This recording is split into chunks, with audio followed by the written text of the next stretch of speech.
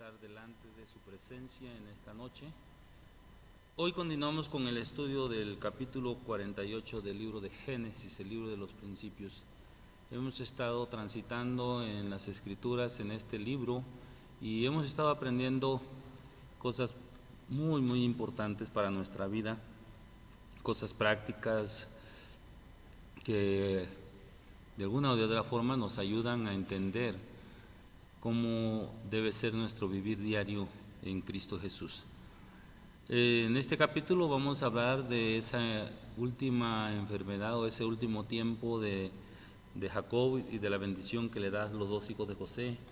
En el Nuevo Testamento, en la carta a los Hebreos, capítulo 11, el verso 21, nos dice que por la fe, Jacob al morir, bendijo a cada uno de los hijos de José y adoró apoyado en el extremo de su bordón. Esto nos habla precisamente de lo que decíamos el miércoles pasado. Ahora Jacob, también conocido como Israel ya en este tiempo, ha transitado hacia la madurez en la fe y ha llegado a adquirir grande conocimiento en el Señor, pero sobre todo ha llegado a adquirir su fe, se ha acrecentado delante de la presencia de Dios. Y en esta noche vamos a orar y vamos a pedir que el Señor nos ayude a poder entender esta porción de la palabra. Amado Padre, te damos gracias porque nos tienes aquí congregados en este lugar y dispuestos a estudiar tu palabra, a aprender de ella de manera práctica, sencilla, y poder así, Señor, también convertirnos en hacedores de ella. Bendice a tu pueblo, ayúdanos y enséñanos a caminar conforme a tus mandamientos en la vida. Perdónanos y danos de tu gracia, danos de tu amor y sobre todas las cosas, permítenos que vivamos de acuerdo a tu voluntad. En el glorioso nombre de Jesucristo oramos y te pedimos que tu presencia sea en nosotros y que cada día podamos vivir de acuerdo a tu bondad y tus principios, y que aquellas cosas que no hemos hecho correctamente tú nos ayudes a mejorar y que en tu gracia y tu misericordia podamos ser perdonados. Provee lo que nos haga falta, Señor, y lo que necesitemos para poder plenamente estar en comunión contigo. Gracias en el nombre de Jesús. Iniciamos este estudio de tu palabra y danos sabiduría y la iluminación de tu Espíritu Santo para poder vivir y aplicar, Señor, cada enseñanza a nuestra vida. En el nombre de Cristo Jesús oramos y te lo pedimos. Amén. El relato de la palabra de Dios que hoy tenemos delante de nosotros, que es el capítulo 48 del libro de Génesis, vamos a ver cómo este capítulo nos ofrece evidencias adicionales del crecimiento espiritual de Israel, y que este hombre había recorrido un largo camino desde su juventud. Él había pasado por muchas situaciones. Podríamos pensar que fue lamentable que las características que aparecen aquí al último de la vida, o en los últimos días de vida de Jacob, no estuvieran presentes en sus primeros años, que no estuvieron presentes en él cuando fue joven, cuando era un adulto fuerte, con mucha energía todavía. Sin embargo, resulta muy maravilloso que podamos observar que la vida espiritual, la vida en Cristo, la vida en Dios, es un crecimiento, un desarrollo constante en nosotros, que no se estanca, que cada día que transcurre debemos ser más espirituales, más llenos de fe, más mujeres y hombres confiados en el Señor. Y nosotros tenemos como iglesia denominacional la doctrina de precisamente lo que llamamos la santificación, porque es un proceso constante. ¿Qué quiere decir esto? El proceso constante. Bueno, si hoy soy santo, mañana tengo que ser más santo que hoy porque me esfuerzo en Cristo por vivir una vida de consagración delante de Él. Entonces voy desarrollando esa fe, ese crecimiento en mí. Y en la vida del creyente, entonces es maravilloso esto, porque no se vive esa experiencia sensacional que tiene lugar en un momento así determinado, así en un abrir y cerrar de ojo, porque la vida espiritual es descrita en la Biblia como un andar en el Espíritu, es decir, hay que estar caminando en el Espíritu del Señor y eso tiene que ir creciendo en nosotros. ¿Recuerda usted a Jacob cuando era joven? Había en él demasiados elementos de su vieja naturaleza, tenía muchas cosas, estaba controlado por sus impulsos, por sus emociones.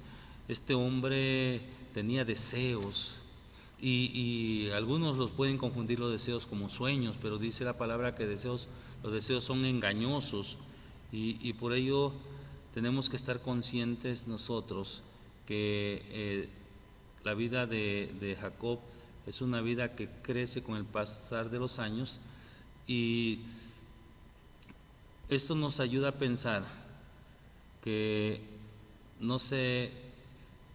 a diferencia de la juventud de Jacob, cuando él no se apoyaba en la fe sino en sus fuerzas y en su ingenio, él logra muchas cosas porque es muy ingenioso, inclusive engaña para quedarse con la primogenitura, engaña para quedarse con las riquezas que su suegro le quería robar, y ahora cuando ya es un anciano vemos su nueva naturaleza porque ha aprendido a vivir y se apoya en la fe. Eso es lo que nos dice Hebreos 11. Y mis amados hermanos, quizás mucha gente hoy día piensa, no sé si usted pueda estar dentro de ellos o no, pero algunos quizás piensan o pensamos que el cristianismo contempla la posibilidad de que alguien pase por una experiencia excepcional cuando se convierte en una persona espiritual y madura, que es algo así muy, muy emocionante, una experiencia súper bonita, pero que sobre todo que sea algo llamativo. Eso no sucede así. ¿Por qué? Porque las Sagradas Escrituras en la segunda carta del apóstol Pedro nos dice que creced en la gracia y el conocimiento de nuestro Señor y Salvador Jesucristo. El crecimiento de un ser vivo debe ser progresivo. Un niño cuando nace no nace y empieza a correr, empieza a gatear o empieza a caminar, no, va en progreso, poco a poco va adquiriendo madurez y conforme va adquiriendo madurez, sus alimentos dejan de ser líquidos y se van poniendo, se le va dando sólidos, entonces el bebé va adquiriendo energía, va adquiriendo crecimiento y fortalece en muchos sentidos. Así es la vida espiritual también. El fruto del Espíritu se desarrolla en nosotros. Por ello es que debemos dar gracias a Dios por la posibilidad de este crecimiento espiritual en nuestras vidas, porque Dios es paciente con nosotros. Un día tras otro nos va dando de su gracia, de su amor y de su misericordia. Entonces su paciencia, que es tan grande, hace posible que nosotros crezcamos delante de Él. Por eso debemos agradecerle que Él no intervenga como nosotros lo haríamos para que hubiese crecimiento en nosotros. Muchas veces el ser humano trata de forzar su crecimiento. Por ejemplo, hoy día mucha gente utiliza algunas cosas para crecer sus músculos, para crecer físicamente, y Dios no es así con nosotros. Así como trató con Jacob de manera paciente, es de la misma manera, de la misma forma como se ocupa Dios de ti y de mí. Dios busca nuestro crecimiento en su tiempo, porque los tiempos de Dios son perfectos, y Él no quiere que corramos, sino que vayamos paso a paso. Entonces, quiero que leamos versos 1 al 4. Cuando José visita a Jacob durante su enfermedad, Dice, y sucedió que después de estas cosas le dijeron a José: he aquí tu padre está enfermo. Y él tomó consigo a sus 2 hijos, Manasés y Efraín. Cuando se le avisó a Jacob diciendo: he aquí tu hijo José ha venido a ti, Israel hizo un esfuerzo y se sentó en la cama. Entonces Jacob dijo a José: el Dios Todopoderoso se me apareció en luz en la tierra de Canaán, me bendijo y me dijo: he aquí yo te haré fecundo y te multiplicaré y haré de ti multitud de pueblos y daré esta tierra a tu descendencia después de ti en posesión perpetua. ¿Puede usted imaginarse esta emoción de este anciano? Este anciano tiene el corazón lleno de emoción porque ha llegado su hijo favorito llamado José con sus 2 hijos. Jacob nunca había soñado con que vería o que alcanzaría a ver a José otra vez. Sin embargo, ¿y por qué no lo había soñado? Bueno, porque él lo creía muerto. Mas sin embargo, no solo ve a José, sino también puede verlo en un cargo muy elevado y con descendencia, con hijos. Entonces, cuando él viene a su mente, cuando lo ve, viene a su mente aquella promesa que Dios le había dado. Recuerde que Jacob o Israel había estado ya 17 años en Egipto. Ya era un anciano que estaba a punto de morir, pero cuando se entera que su hijo había venido a verlo, cobra fuerzas y dice la Escritura que se sienta en el borde de su lecho. Y observe usted junto conmigo cómo sus pensamientos vuelan, evocan el momento en que Dios se le apareció en el lugar llamado Luz, que era Betel, y le dijo a José lo siguiente: el Dios Todopoderoso se me apareció en luz en la tierra de Canaán y me bendijo. Jacob ya había vivido una larga vida, tenía mucho camino recorrido, y ahora lo vemos, ¿sí?, cómo su fe ha crecido y cómo estaba confiado en Dios. Ahora Jacob o Israel ya no se jactaba de sí mismo. Cuando era joven era muy inteligente y podía conseguir lo que él quisiera, o al menos así lo pensaba. Por eso es que utilizaba cualquier método para obtenerlo, inclusive hacía trampa. Pero ahora, cuando da una retrospectiva a su vida, recuerda las ocasiones en que Dios se le aparece en Betel. Cuando él estaba saliendo de la tierra de Canaán, y luego también cuando él regresaba, y cuando Dios le dijo, y es lo que le dice a su hijo José: Dios se me apareció allí y me bendijo. Entonces ahora podemos ver cuál es el motivo de la fe de Jacob. En sus expectativas podemos ver muchas cosas, pero tenemos que centrarnos en la promesa de Dios que menciona Jacob. Mire, en el Antiguo Testamento y en el Nuevo Testamento hay promesas que están muy presentes, ¿sí? Y estas promesas Dios se las da a Abraham, luego se las da a Isaac y luego se las da a Jacob. Dios, recuerde usted que siendo un Dios de pacto, ha establecido un pacto con ellos, y cuando menos en esto que Él dice, en el pacto que Él hace o Dios hace con estos 3 patriarcas, hay puntos específicos. Primero, una de las promesas se refiere a la nación, segundo se refiere a la tierra, y tercero a la bendición que le daría a los descendientes de Abraham, Isaac y Jacob. Ahora, para Jacob en aquel instante, las 2 cosas más importantes para él eran: yo te haré fecundo y te multiplicaré y haré de ti una nación o multitud de pueblos.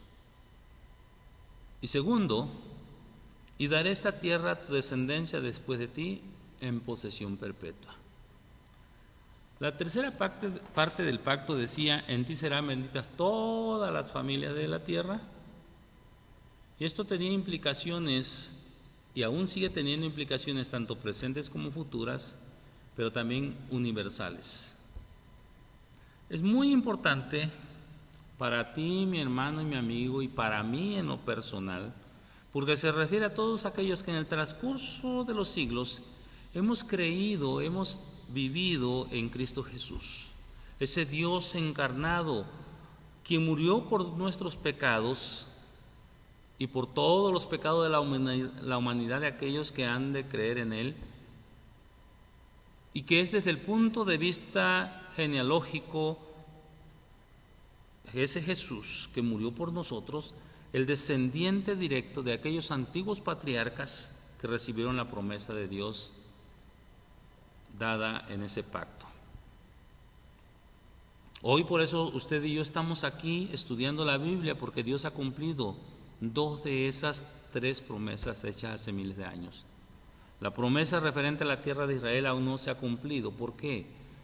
¿Por qué no se cumple la promesa con respecto a la tierra de Israel? Pues déjeme decirle que aquella región actualmente se encuentra envuelta en un conflicto permanente.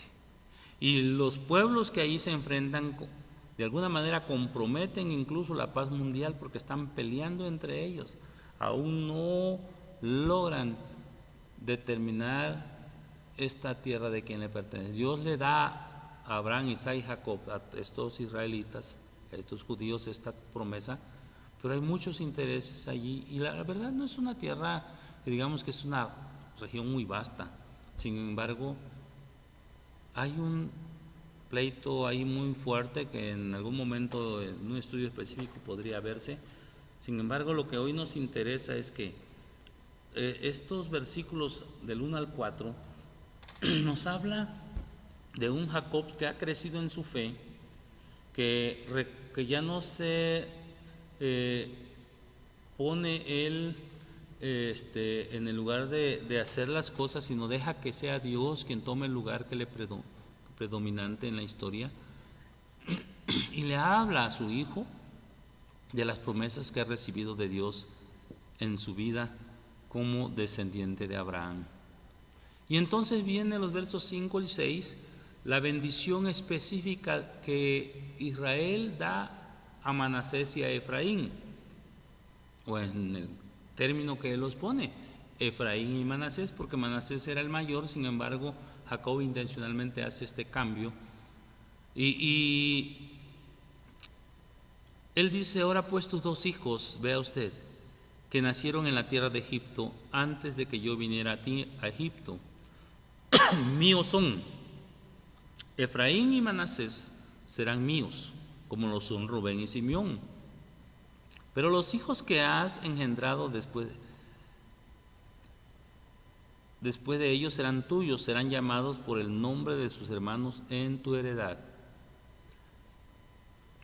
Esto es muy interesante, porque cada uno de estos nietos de Jacob se convertirá en una tribu, por lo cual podría concluirse que el pueblo de Israel entonces fue constituido o fue constituido por 13 tribus, ya que los hijos de Jacob primero eran 12 y los de José 12. Entonces, si ellos tomaron el lugar de José, entonces 11 y 2 eran 13. Ahora, hay varias posturas porque siempre se habla de las 12 tribus de Israel, y esto es sumamente interesante. Mire, si no iba a haber tribu de José, entonces se sumarían las 2 de sus hijos, Efraín y Manasés, y esto haría un total de 12 tribus. Sin embargo, la Biblia nos habla de 12, vuelvo a repetir, en la cual en el futuro hay algo muy interesante, porque la tribu de Leví, ¿sí?, no es contada como una tribu. ¿Por qué? Porque sus integrantes se convertirían en la tribu del sumo sacerdote. Y a los sumos sacerdotes no se les entregaría ninguna tierra ni territorio, porque como sacerdotes estarían distribuidos por todas las tribus, y por ese motivo no eran considerados una tribu. Esto podría parecer una forma anormal de contar, pero por algún motivo Dios dispuso que se organizara de esa manera, porque su palabra así lo registra. Y entonces nosotros tenemos que aclarar que cuando en la época de Jacob la expresión 12 tribus de Israel, esto incluía también a Leví, mientras que Efraín y Manasés eran contados, ¿sí?, bajo el nombre de José. Sin embargo, más adelante en la historia veremos que cuando se efectúa el reparto de la tierra de Canaán, los dos hijos de José reciben sus territorios distintos. Y se dijo que el Señor mismo sería la heredad de Leví. Si usted recuerda, en el capítulo 13 de Josué, cuando se hace la repartición de la tierra, a cada uno de los hijos de José se le da su parte. Entonces, aquí vamos a encontrar, si usted lo lee con calma en casa, capítulo 13 de Josué, va a encontrar detalles sobre esto. Y es muy interesante, porque también vamos a ver que Raquel, la esposa que amaba a Jacob, estaba en sus recuerdos. Y el verso 7 nos dice de ello. Dice, no solamente toma y hace suyo los hijos de José. Dice, en cuanto a mí, cuando vine de Padán, Raquel se me murió en la tierra de Canaán en el camino, cuando faltaba todavía cierta distancia para llegar a Efrata, y la sepulté allí, en el camino a Efrata, esto es Belén. Cuando usted y yo pensamos en Belén, viene a nuestra mente el nacimiento de Jesús, que nació en Belén, que significa casa de pan. Aquí Jacob le viene a la mente, revive el recuerdo de Raquel, de su muerte, y en este momento en que él ya se encontraba precisamente en su lecho de muerte, sus pensamientos se dirigieron al lugar donde la sepultó. Esto debió haber sido un recuerdo doloroso para él, porque estaba recordando en dónde estaba su amada, a quien había enterrado camino a Belén. Y camino a Canaán, perdón. Y esto es sumamente interesante, porque el dolor de Jacob en ese momento es sumamente importante. Es un hombre ya anciano, tenía 147 años, solo le faltaron 3 para 150, mientras su hijo José, en el capítulo siguiente vamos a ver que tiene 110 años cuando muere, es decir, 37 años más vivió Jacob. Y dice en los versos 8 al 10, que cuando Israel vio a los hijos de José, dijo, ¿quiénes son estos? Y José respondió a su padre, son mis hijos, los que Dios me ha dado aquí. Y él dijo, acércalos a mí, te ruego para que yo los bendiga. Y los ojos de Israel estaban tan débiles por la vejez que no podía entonces ver. Por eso José se los acercó y él los besó y los abrazó. No sé si usted ha notado, pero cuando vemos la historia de los patriarcas, podemos ver a Isaac y ahora vemos a Jacob, que tienen precisamente un problema de la vista en su vejez, cuando ya son ancianos. Quizás el brillo del sol pudo haber sido lo que les dañó, les lastimó los ojos, que tuvo algo que ver con la enfermedad. Pero no estaban completamente ciegos, sino que eran incapaces de ver con toda claridad. Normalmente cuando se tiene cierta edad, hoy se le conoce como vista cansada, pero este fue el motivo por el cual Jacob no pudo reconocer a los jóvenes, y por eso le dice a José que se los acerque. Y entonces leemos esto que es sumamente interesante para muchos de nosotros, los versos 11 al 13. Y él dice, y Israel dijo a José, nunca esperaba ver tu rostro, y aquí Dios me ha permitido ver también a tus hijos. Entonces José los tomó de las rodillas de Jacob, él los tenía junto a él, y se inclinó con su rostro en tierra. Y José tomó a los dos, a Efraín con la derecha, hacia la izquierda de Israel, y a Manasés con la izquierda hacia la derecha de Israel, y se los acercó. Ve usted, él inclinado en rostro, con rostro en tierra, hace esto e inclina, acerca a sus hijos, Efraín y Manasés, de manera tal que Manasés quedara a la derecha a la mano derecha de Israel, y Efraín quedara en la mano izquierda. Jacob lo que hace es José lo que hace es acercar a los jóvenes a su abuelo para que él pudiera bendecirlos. Aquel que estuviese bajo la mano derecha de Israel sería el más importante. Pero lo que sucede en el verso 14 es sorprendente.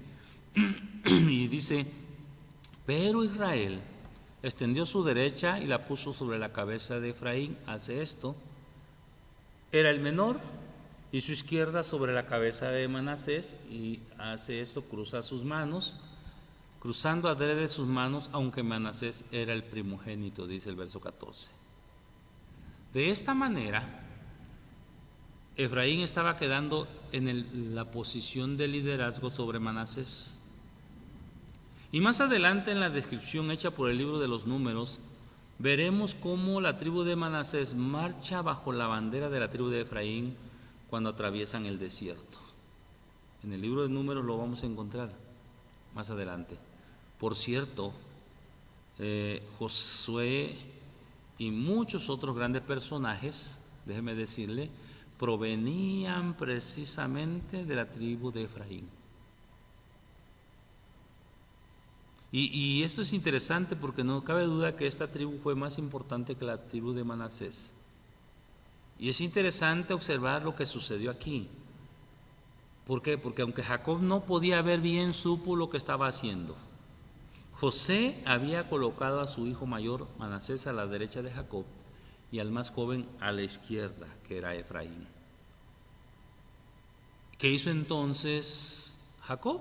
Bueno, pues cruza sus manos, pone sus manos derechas sobre el hijo más joven y su mano izquierda sobre el hijo mayor. ¿Por qué hizo esto?, nos preguntamos. Seguramente podría ser que no hay duda que él siente un afecto muy tierno por ambos jóvenes, porque eran hijos de José, su favorito. No obstante, él, como ya sabía, dio su bendición al más joven. Y yo creo que una razón para actuar así pudo haber sido que Jacob mismo, siendo el más joven, había recibido la bendición de su padre Isaac. Sin lugar a dudas, recordarás a lo que él recurrió. Él hizo trampas, ahí hizo muchas cosas, pero así fue que la bendición pasó a Efraín, el hijo más joven. Ahora, él antes había recibido la bendición de su hermano Esaú, pero ahora el más joven recibe la bendición. Ese es un principio interesante que se encuentra por todas las Sagradas Escrituras. Por ejemplo, usted recuerda seguramente cuando David fue elegido para ser rey, él era el más joven de los hijos de Isaí. ¿Y por qué lo eligió Dios en lugar de sus hermanos? Porque lo hace así. Bueno, aquí tenemos la enseñanza de Dios. Dios nos está enseñando a usted y a mí de una gran verdad. Nos está enseñando aquí que hay una gran verdad espiritual en todo esto.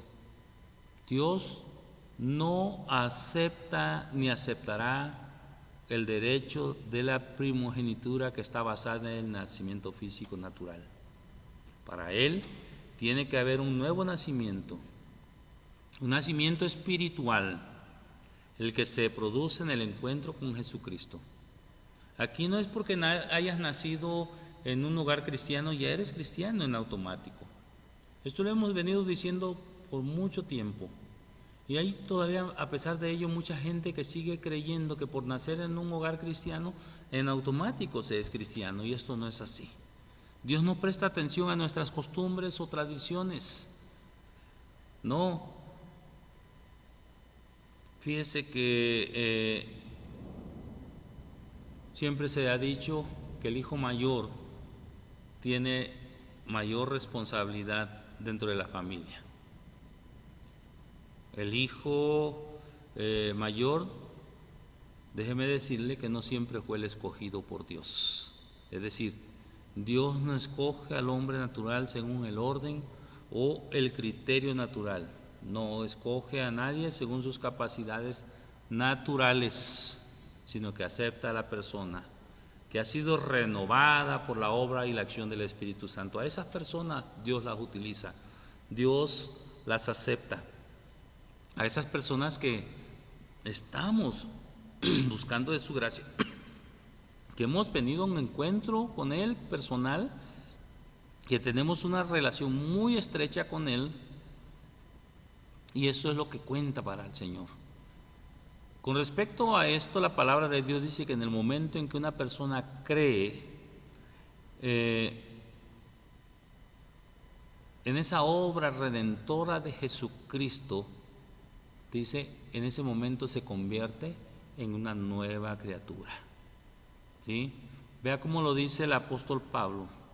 Él dice que una persona que cree y que se acerca a Dios aceptando sus promesas es una criatura que inicia una nueva vida en el Espíritu. ¿Sí?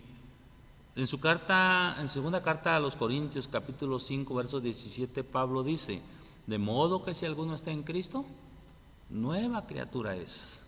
Las cosas viejas pasaron y aquí son hechas nuevas. Por este motivo es que todos estos sucesos que hoy estamos considerando son ilustraciones del mismo principio y de cómo Dios actúa en los seres humanos, de cómo Dios se manifiesta en su voluntad en nosotros los seres humanos. Es Dios obrando de acuerdo a sus propósitos. Pero veamos lo que dice los versos 15 al 16. Y bendijo a José y dijo: el Dios delante de quien anduvieron mis padres Abraham e Isaac, el Dios que ha sido mi pastor toda mi vida hasta este día, el ángel que me ha rescatado de todo mal, bendiga a estos muchachos y vive en ellos mi nombre y el nombre de mis padres Abraham e Isaac, y crezcan para ser multitud en medio de la tierra. Aquí vemos a un Jacob que está alcanzando un nivel muy, muy alto de madurez, de esa madurez espiritual que debemos buscar todos nosotros. Hoy ya no tiene de qué jactarse, él ya no se jacta en sí, sino se jacta, sino proclama que ha tenido un maravilloso redentor, un pastor, un guiador, un cuidador. Y esto es digno de reconocérsele a Jacob. Ahora Jacob está diciendo quién lo guardó, quién lo cuidó, quién lo guió, quién lo ayudó en todos estos años de vida. Y entonces llegamos a la última parte, que son sumamente interesantes también, pero que nos van preparando para lo que seguirá en el capítulo 29, y que son los versos 17 al 24, al capítulo 49, los versos 17 al 24 del capítulo 48. Dice la palabra: cuando vio José que su padre había puesto su mano derecha sobre la cabeza de Efraín, esto le desagradó, y asió la mano de su padre para cambiarla de la cabeza de Efraín a la cabeza de Manasés. Y José dijo a su padre: no sea así, padre mío, pues este es el primogénito, pon tu derecha sobre su cabeza. Mas su padre rehusó y dijo: lo sé, hijo mío, lo sé. Él también llegará a ser un pueblo, y él también será grande. Sin embargo, su hermano menor será más grande que él, y su descendencia llegará a ser multitud de naciones. y los bendijo aquel día, diciendo: por ti bendecirá a Israel, diciendo: que Dios te haga como Efraín y Manasés. Así puso a Efraín antes de Manasés. Entonces Israel dijo a José: he aquí yo estoy a punto de morir, pero Dios estará con vosotros. Dios hará volver a la tierra de vuestros padres, y yo te doy una parte más que a tus hermanos, la cual tomé de mano del amorreo con mi espada y con mi arco. Vea usted, José piensa o pensó que su anciano padre había cometido un error e intenta corregirlo para que Manasés fuera bendecido en primer lugar, ¿sí? Y no Efraín.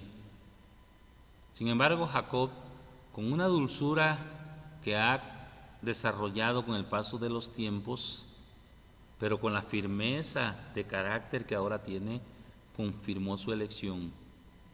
Y José no se opone, porque por otra parte, él mismo no era el hijo mayor, sino uno de los más jóvenes, y a pesar de ello, ¿sí?, la bendición la estaba recibiendo sus hijos.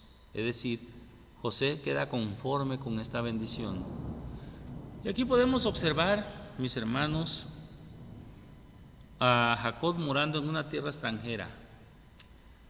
Expresaba su fe en las promesas de Dios a estas alturas de su vida. Y ahora está prediciendo a José que el pueblo de Israel en una época futura volvería a Canaán, que era la tierra de las promesas, la tierra que fluía leche y miel. Entonces el capítulo termina con palabras dirigidas a José, quien a través de sus dos hijos recibiría una herencia mayor, una parte más que la que sus hermanos recibirían. Era un regalo personal de Jacob, una loma, un cerro cerca de Sicar, donde en un futuro sería sepultado José. Y esto es sumamente interesante porque era una compensación por el hecho de que José, de sus lomos surgirían dos tribus que necesitaban más territorio. Ahora Jacob compra primero el lugar a los amorreos, recuerda usted, y luego estos lo recuperan por la fuerza, obligando a Jacob a reconquistarlo. Y lo encontramos como se menciona precisamente en el Evangelio de Juan, este relato en un viaje de Jesús desde Judea a Galilea. Y es sumamente interesante porque en el capítulo 4 de Juan, verso 5 dice: llegó pues a una ciudad de Samaria llamada Sicar, cerca de la parcela de la tierra que Jacob dio a su hijo José, cerca de ese terreno. Sicar, que llega a ser precisamente el lugar de encuentro entre Jesús y la samaritana, juega un papel importantísimo en la historia de Israel, en la historia del pueblo judío. Por eso no quisiera terminar este tiempo del capítulo 48 de Génesis sin recordar que fue en aquella ciudad, en Sicar, donde se encontraba también el pozo de Jacob, ¿sí?, en el que tuvo lugar ese encuentro, reitero, entre Jesús y la mujer samaritana. Y ya que nos despedimos por hoy con la imagen de aquel pozo junto al cual Jesús se había sentado y pide agua, entra en ese diálogo con la mujer, recordemos cuando llegó esta mujer buscando agua, lo que Jesús le dijo en este capítulo 4. Todo aquel, dice la palabra del Señor, capítulo 4, versos 5, 6 y en adelante: todo aquel que beba de esta agua volverá a tener sed, pero el que beba del agua que yo le daré no tendrá sed jamás, sino que el agua que yo le daré se convertirá en él una fuente de agua que brota para vida eterna. Tú y yo hemos bebido de la fuente de la vida eterna, que es Cristo Jesús, el agua de vida eterna. esa fuente inagotable, esa fuente que no termina. Sigamos bebiendo de ella para no tener sed jamás. Y si ya hemos bebido una vez y es suficiente, entonces esforcémonos, caminemos en la gracia para seguir dándole a Dios la gloria y la honra cada día. Oremos al Señor, digámosles a nuestro Padre Celestial cuán agradecidos nos encontramos con Él por todas y cada una de las bendiciones que de Él recibimos. Recuerde que usted y yo hoy somos hijos de Dios, salvos por gracia en Jesucristo. Y hemos venido para tomar del agua de la vida eterna en Cristo Jesús. Esa es la fuente inagotable. Dice la palabra que el que de él bebe, de su interior correrán ríos de agua viva. Y no tendrá sed jamás. Con gran sorpresa la samaritana con razón le dijo: ¿acaso eres tú mayor que nuestro padre Jacob, quien bebió de este pozo él y sus ganados? Y mis hermanos amados, pues aunque la mujer samaritana no lo entendió al principio, creo que logró comprender que Jesús es el agua de vida eterna. Compartamos esta agua de vida eterna con mucha gente, para que en esta historia del capítulo 48 de Génesis, no solamente recordemos a un Jacob que ha crecido en su fe y ha madurado en su carácter, sino en un Jacob que ahora, en sus últimos años de vida, está confiado plenamente en su Padre Celestial. La muerte física a todos nos llegará un día. Y a algunos nos preocupa, pero a Israel ya no le preocupaba más. Hoy se sentía sumamente bendecido y agradecido, porque logra tener la bendición de ver no solo a su hijo, sino a sus nietos, y de bendecirlos. Hoy podemos bendecir a nuestros hijos y a nuestros nietos, algunos ya. Y si esto ya ha sido posible, sintámonos más que agradecidos con el Señor por darnos la oportunidad de estar delante de su presencia. Pero sobre todas las cosas, vivamos siempre en comunión con Dios, para que la gloria de su nombre se siga mostrando en nuestra vida. Quiera pues el Señor ayudarnos, fortalecernos y guiarnos de su mano para llegar cada día delante de su presencia con regocijo, con gratitud, pero sobre todo con la alegría y el gozo de nuestra salvación en la vida. Oremos al Señor. Amado Padre, hoy te damos gracias, porque en el transcurso de la vida cada día nos vas enseñando cosas. Igual que Jacob, seguramente también hemos cometido muchos errores, pero estos errores, con el paso de los años, Señor, nos los has perdonado, porque hemos acudido a ti en humildad, en sencillez, para rogarte perdón por ellos. Y ayúdanos para no seguir cometiendo los mismos, Señor. Guárdanos del mal, fortalécenos, pero sobre todas las cosas, Padre Santo, guarda nuestro corazón, para que en el nombre de Jesús podamos estar siempre alegres, gozosos, viviendo una vida de amor, de gracia y de misericordia contigo. Gracias, Padre. Gracias, Hijo. Y gracias, Espíritu Santo. Bendice a mis hermanas, a mis hermanos, donde quiera que se encuentren. Que la paz de tu presencia y la paz de tu Espíritu Santo se muestre en sus vidas. Que este tiempo, Señor, que hoy hemos pasado contigo, fortalezca nuestra vida, nos anime, nos alimente y nos ayude a enfrentar los desafíos cotidianos de la vida. Y así, con la certeza de tu presencia en nosotros, podamos estar seguros, confiados y esperando que tus tiempos se cumplan en nuestra vida para gloria de tu nombre. En Cristo Jesús oramos y te lo pedimos. Amén. Amén. Un fuerte abrazo para ustedes, a donde quiera que nos esté escuchando. Dios me lo bendiga. Si Dios nos los permite, próximo miércoles, misma hora, estaremos con el penúltimo capítulo, 49. Dios les bendiga.